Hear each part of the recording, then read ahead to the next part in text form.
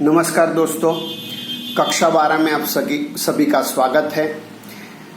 आज हम नामा के मूल तत्व विषय के अंतर्गत चैप्टर 1 साझेदारी विषय प्रवेश में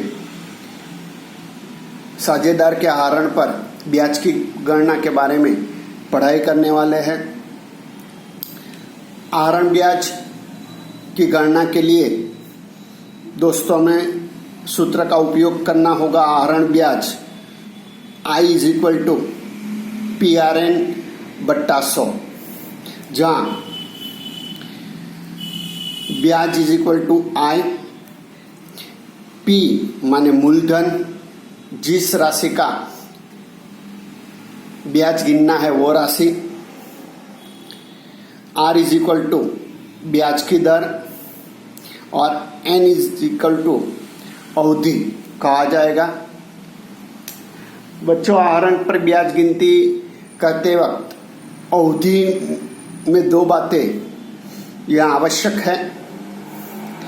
अगर ऐसा बोला गया कि साझेदार प्रति मास के प्रारंभ में आहरण करता है तो आपको अवधि N = 78/12 लेना है। और ऐसा बोला गया कि साझेदार प्रति मास के अंत में आहरण कर रहा है तो आपको अवधि N = 66/12 लेना है। ये दोनों बातें आपको ध्यान में रखनी है।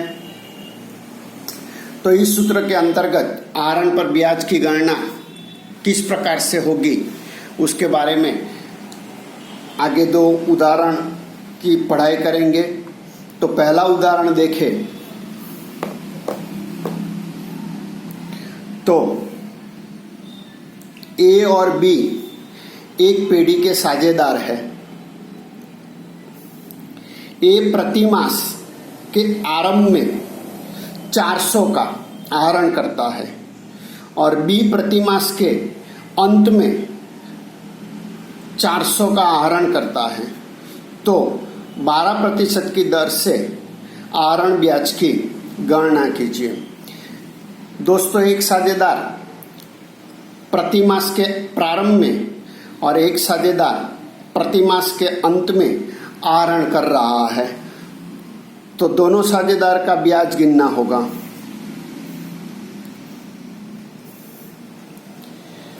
अब ए साझेदार का आहरण प्रति माह का आहरण, जब प्रति माह आहरण कर रहा है तो प्रति माह का आहरण ध्यान में लेना होगा। तो P = हमारा होगा प्रति माह 400 का आहरण कर रहा है तो 400। ब्याज की दर R 12% की दर से ब्याज गिनना है तो R = 12%। अवधि N = A के बारे में अवधि लिखनी है तो A प्रति मास के प्रारंभ में आहरण कर रहा है, इसलिए अवधि यहाँ होगी 78/12। अब B के लिए कीमत लिख ले तो B प्रति माह के अंत में 400 का आहरण कर रहा है, इसलिए P = 400। ब्याज की दर तो 12% ही है। B हर माह के अंत में आहरण कर रहा है, इसलिए अवधि होगी N = 66/12। अब सूत्र लिखे I = PRN बट्टा 100।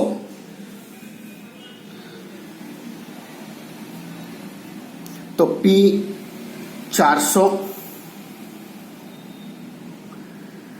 R 12%, N 78/12 बट्टा 100।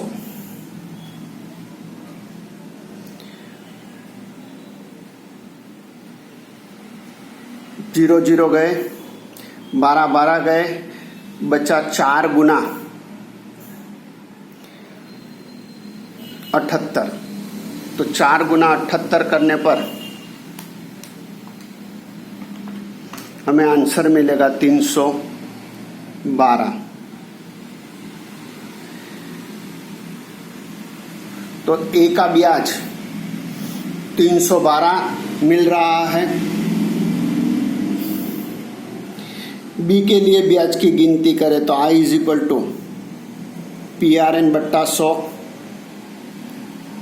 तो P 400, R 12, N 66 बट्टा 12 लेना है। बट्टे में 100, 0 0 गए, 12 गए, 12 गए, बचा 4 गुना 66। तो 4 गुना 66 करने पर हमें आंसर मिलेगा 264।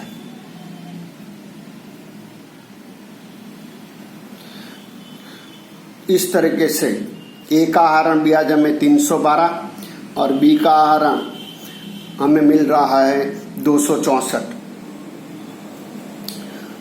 दोस्तों, कभी कभी एग्जाम में हमें ऐसा भी पूछा जा सकता है कि दोनों साझेदारों के आहरण ब्याज का अंतर ज्ञात करो। अंतर माने दोनों का घटाव कर देना है, तो उसे दोनों साझेदार का ब्याज का अंतर कहा जाएगा। अब दूसरा उदाहरण देखें तो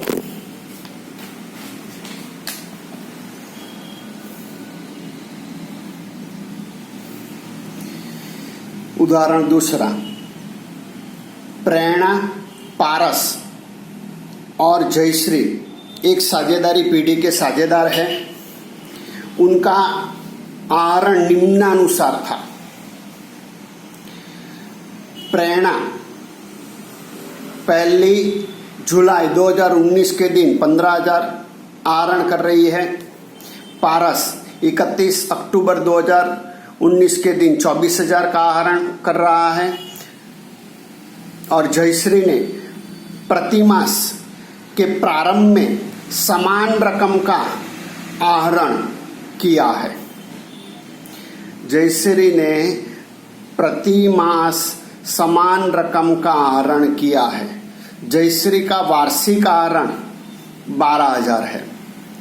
उपरोक्त जानकारी पर से 31 मार्च 2020 को पूरे होने वाले वर्ष के लिए 12% की दर से आहरण ब्याज ज्ञात करो। बच्चों, यहाँ लिखा है 31 मार्च 2020 के दिन पूरे होने वाले वर्ष का आहरण ब्याज गिनना है। तो 31 मार्च 2020 के दिन पूरे होने वाला वर्ष की शुरुआत होगी 1/4/2019 के दिन। ये बात आप 11वीं कक्षा में पढ़ चुके हो। अब ब्याज की गिनती के लिए हम पहले प्रेरणा के ब्याज के बारे में गिनती करें तो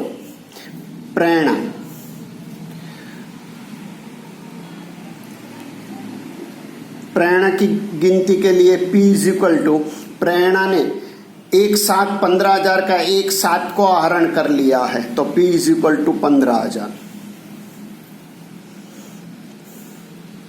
R इज इक्वल टू 12% से ब्याज गिनना है और N इज इक्वल टू अवधि। अब प्रेरणा ने एक साथ 2019 के दिन आहरण किया है, तो एक साथ से 31/3 तक का ब्याज गिना जाएगा। तो 7वां जुलाई, फिर 8वां माह, 9, 10, 11, 12, 1, 2 और 3, माने यहाँ 9 माह का ब्याज गिनना होगा। तो N इज इक्वल टू होगा 9/12, क्योंकि अवधि माह में है इसलिए बट्टे में 12। अब उसकी ब्याज की गिनती कर ले तो I is equal to PRN बट्टा 100।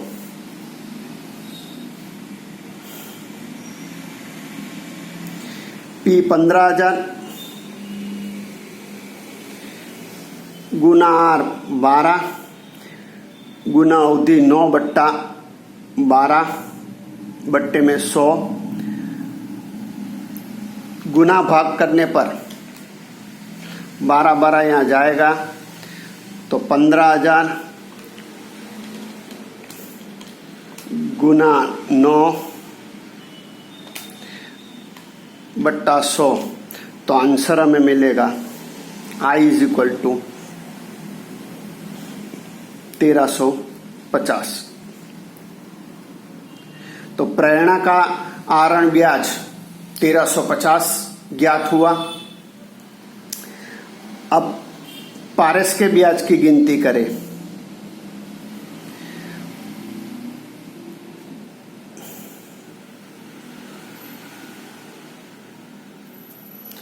तो पारस ने 31 अक्टूबर के दिन 24,000 का आहरण किया है तो P इज इक्वल टू 24,000।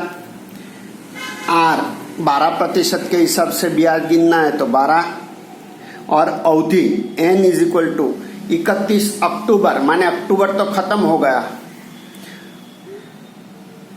तो नवंबर से अगले मार्च तक की अवधि होगी 5 माह तो N इज इक्वल टू होगा 5/12।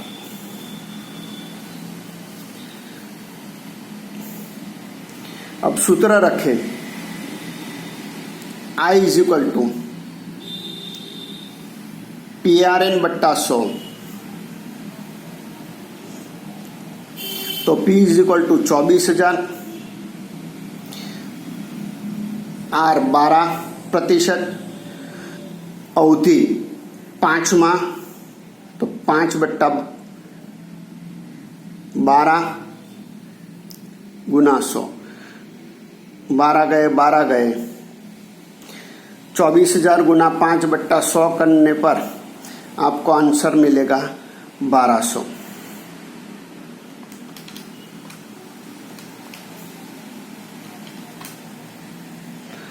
तो पारस का आहरण ब्याज हुआ 1200। अब जयश्री के आहरण की गिनती करें तो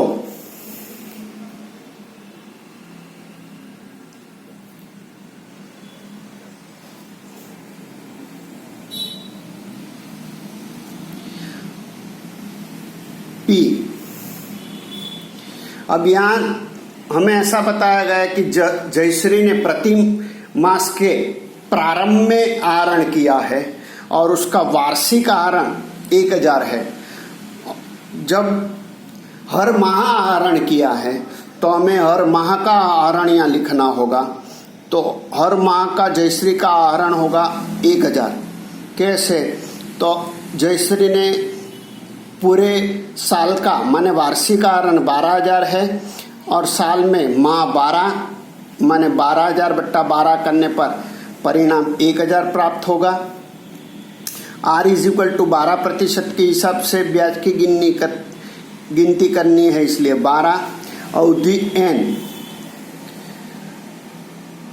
प्रति मास के प्रारंभ में आहरण किया है इसलिए N is equal to 78/12।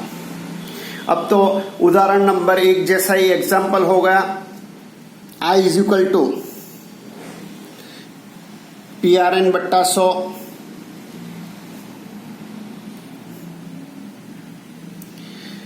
P 1,000 R 12 N 78/12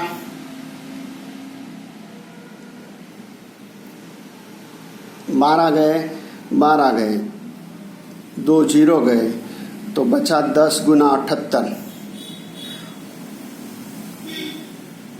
तो जयश्री का आहरण ब्याज होगा 780। दोस्तों आज हमने 2 उदाहरण देखे। ये दोनों उदाहरण का वीडियो आपको 2 बार ध्यान से देखते हुए दोनों उदाहरण आपकी बुक में आपको लिख लेने हैं। नए वीडियो के साथ फिर मिलेंगे।